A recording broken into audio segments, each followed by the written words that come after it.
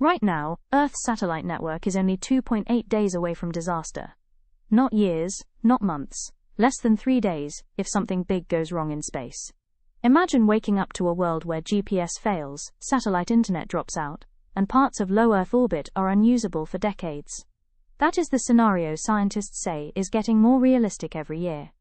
In 2018, before the mega constellation boom, we would have had about 121 days of breathing room if satellites suddenly lost the ability to maneuver.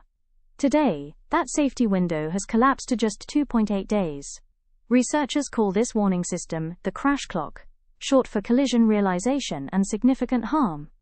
It measures how long it would likely take before a catastrophic orbital collision if we suddenly lost control of satellites. What changed in just a few years? Crowded orbit. Low Earth orbit has gone from a quiet neighborhood to orbital rush hour. There are now tens of thousands of active satellites, and megaconstellations like SpaceX's Starlink account for a large share of that growth. To stay safe, these satellites constantly dodge each other and pieces of debris. Starlink alone has reportedly performed roughly 145,000 collision avoidance maneuvers in just a 6-month window, which works out to a maneuver somewhere in the constellation every couple of minutes. That's great when everything works, but what happens when it doesn't? Enter the solar superstorm. On a normal day, satellites talk to ground stations, receive updated tracking data, and fire tiny thrusters to steer clear of potential crashes. The real danger comes when the sun decides to flip the table.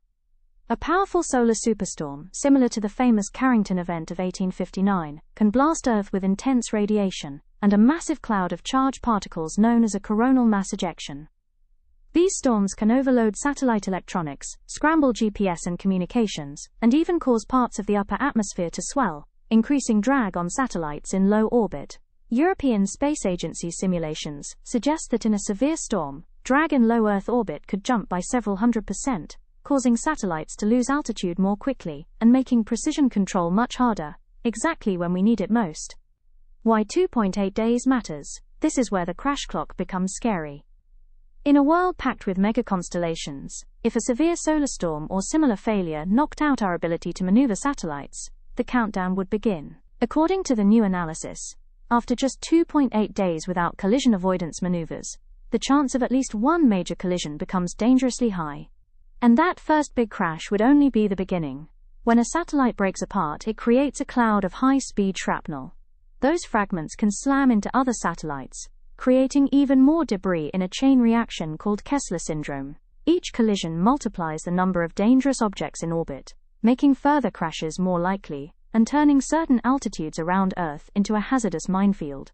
Impact on everyday life. So what does that mean for life down here on the ground? Many of the systems people rely on every day run through space. GPS timing supports navigation for planes, ships, cars, and smartphones. Satellite internet and TV bring connectivity to remote areas. Weather and climate satellites feed the forecasts used by farmers, airlines, and emergency services. A serious cascade of collisions, combined with a solar superstorm, could temporarily knock out or degrade some of these services, and make it much harder or more expensive to operate new satellites safely in the future. What people are doing about it. The crash clock is meant as a wake-up call. The authors behind the study want regulators to treat it like an environmental health indicator for space, a number that tells us how close we are to an unacceptable level of congestion in orbit. To slow the clock down, experts talk about several steps: deorbiting dead satellites faster, sharing tracking data more openly between companies and governments, and using smarter autonomous systems on spacecraft so they can dodge debris even when ground stations are offline. Some agencies are also pushing for design for demise, building satellites so they burn up more completely when they re-enter, reducing the risk of large chunks reaching the ground, and limiting long-lived debris. Balanced reality check. It is important to say this: 2.8 days is a worst-case statistic, not a prediction that everything will fail tomorrow.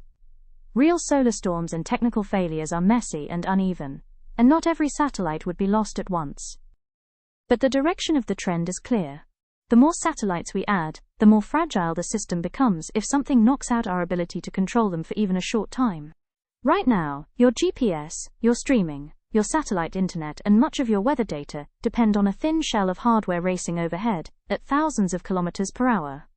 With the crash clock down to 2.8 days, the big question is simple. Can we keep building this orbital house of cards higher and higher, without bringing it all down? Do you think we're launching too many satellites, or is this just the cost of a connected world?